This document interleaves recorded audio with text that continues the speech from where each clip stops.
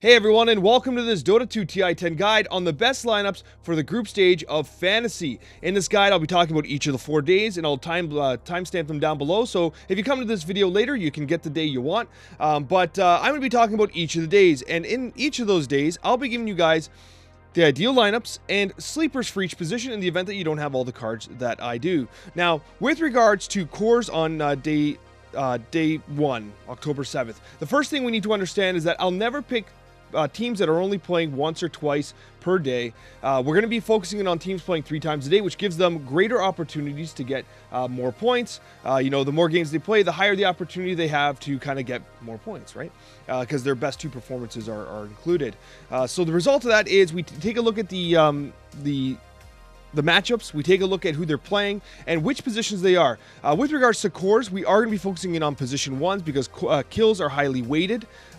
For mids, we want people that are very active, that get a lot of kills as well. And for supports, we're focusing in on the position 5s because the amount of observer awards that they lay and things along those lines do outweigh the other contributing factors of fantasy. So that is the kind of the system here. Let's talk about day number 1. With day number 1, we're starting with Nico Baby. The reason for this is because Alliance has 3 games. Alliance actually has 2 relatively hard matchups, against OG and VP, but they have 1 against Thunder Predator, of which they should be able to relatively stomp. Nico Baby should be the beneficiary of that. Arteezy and Abed are being utilized for EG because EG actually has 2 relatively easy games. They have Invictus and Esther, which should allow them both games should be games that are more or less farmable for EG. And then they have a hard game against T1, which should be a little more competitive and go to 3 games. With regards to the cores, so these guys should be able to farm quite a bit and get a lot of kills. The sleeper pick here is Sumail on OG. The issue is, though, is that he does have 3 tough competitive matches, but they should go to 3 games, giving him the most opportunities to hard carry. There's a good chance that Sumail literally plays 9 games of Dota, on October 7th. With regards to mid, we're talking about Abed, but the sleeper here is Bryle on Undying. Undying actually has 3 games with 3 good matchups, and you could also look at Thompson as well, for the same reason why we're using Sumail on OG for the core role, because Thompson will have, 3 games, which, he should be relatively competitive, which should allow him to get a chance to have a major impact. Bryle, the same thing. Bryle statistically does get a lot of kills, but now he's in a higher bracket in the upper bracket, so he might have a little tougher competition. With regards to the supports, as I mentioned earlier, we focus on the position 5s. So what we're looking for are people that are going to have kind of like longer games, and Alliance is going to have that. So FNG should be someone who's going to give you a lot of points with observer placement and stacks, because Alliance has tougher games than EG.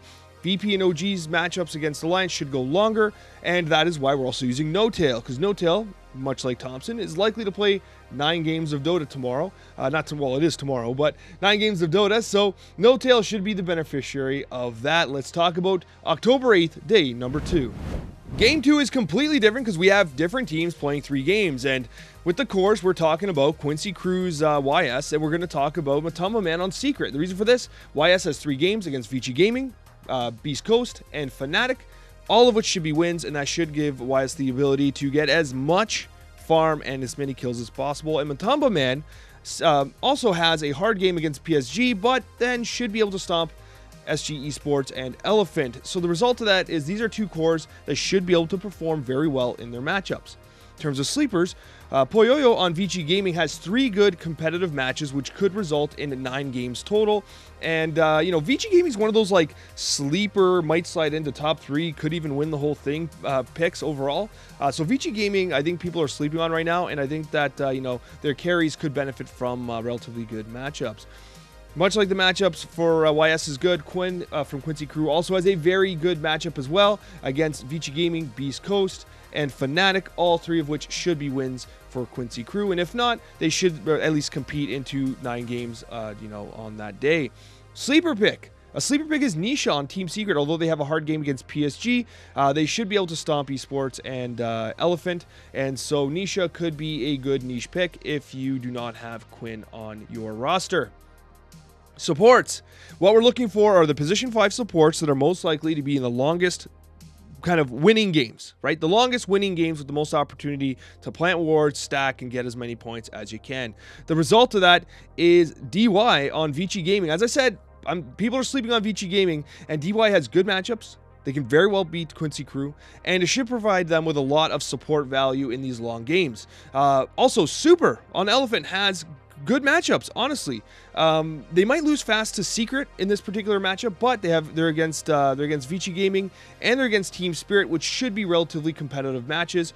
If you're looking for a sleeper here, Puppy's a great call. Puppy on Secret should provide a lot of value, although it might be worth noting that there's a chance that he wins too fast. Secret has a bit of an easier matchup in this particular day, so I do recommend DY and Super over Puppy, but if you have Puppy, he's a great pick as well. Let's move on to day number 3. Day number 3, we've got Arteezy in the first core slot, and he's against VP, OG, and Thunder Predator. Now, those games are not easy, but he should be able to perform. He's Arteezy after all. The Thunder Predator game is one that they should definitely win, and the result of that is it should provide you with a little bit of like insurance in case you didn't have good performances in the prior game. 23 on T1 is also a great choice because this is his lineup. He's against Team Esther, Alliance, and Undying. And while Undying and Alliance can tend to be difficult matchups, he should be able to carry those matchups. And the result is that he should be able to score many points and get a lot of kills. Your sleeper pick is Nico. Nico is playing 3 games that day and should provide you with some value. The matchup's a little tougher. I do like these guys a little better, but Nico baby can still get points. You know he can. With regards to mid, we're back to Abed. What can I say? It's the same. When you have Arteezy possibly doing well, you have Abed possibly doing well, and it's because of the matchup. You're against VP, OG, and Thunder Predator. He's playing like at least 8 games. Like there's one of those series is going to go to 3 games, right? They're not going to kind of clean up everybody, but he should perform. He should have a major impact on those games, and Thunder Predator provides an opportunity for them to farm up fantasy in the event that they don't perform well against OG or VP. The sleeper here is Limp on Alliance. Once again, good matchups, should win against Undying, Vici, and Invictus. But I do like Abed better, but Alliance playing 3 games gives you a good chance to get some points. Supports. Fly. Okay, we're going with Fly on EG because, once again, their matchup is actually kind of challenging. Like, EG does not have the easiest matchups here, so Fly might find himself in games where, he's going to have to stack and lay a lot of wards and play a longer match, which provides a longer fantasy.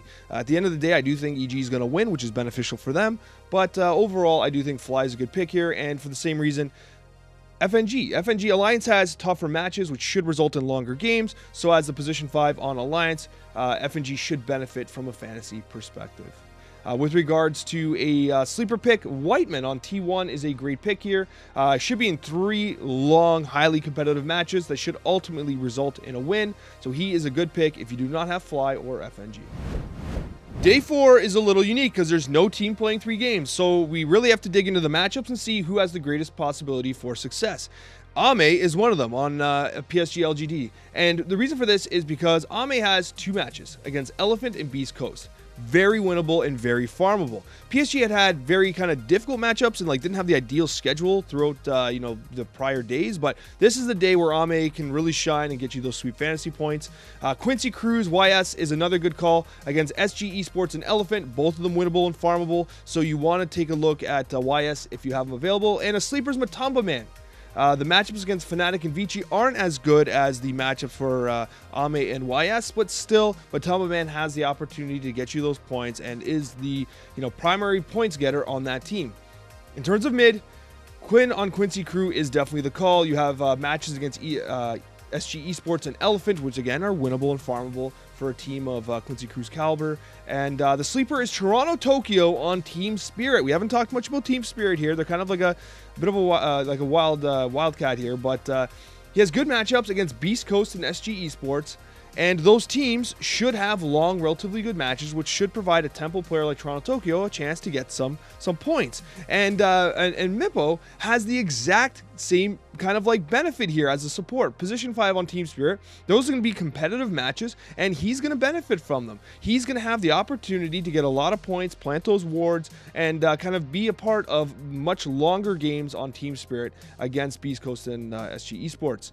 And then finally, you have Puppy on Secret. It's hard to say. 2 balanced matchups against Fnatic and Vici Gaming should go long, and because Fnatic's games do tend to go long statistically, and Secret tends to go long too. And so Puppy is a good play here. You don't want to go with the supports of Quincy Crew or PSG because those are likely to be stomps statistically. So Puppy's the better call. And sleepers, honestly, Y on PSG is probably the best you're going to get. because like the games in this particular bracket are likely to be stomps on this day. So you know, you want to target these two if you can, but Y on PSG is a good call as well. Guys, I hope this video helped you. We'll be back for the fantasy of the actual like main event when that is available. But right now, that's the group stage. Let me know if you have any questions in the comments, and we'll see you in the next one.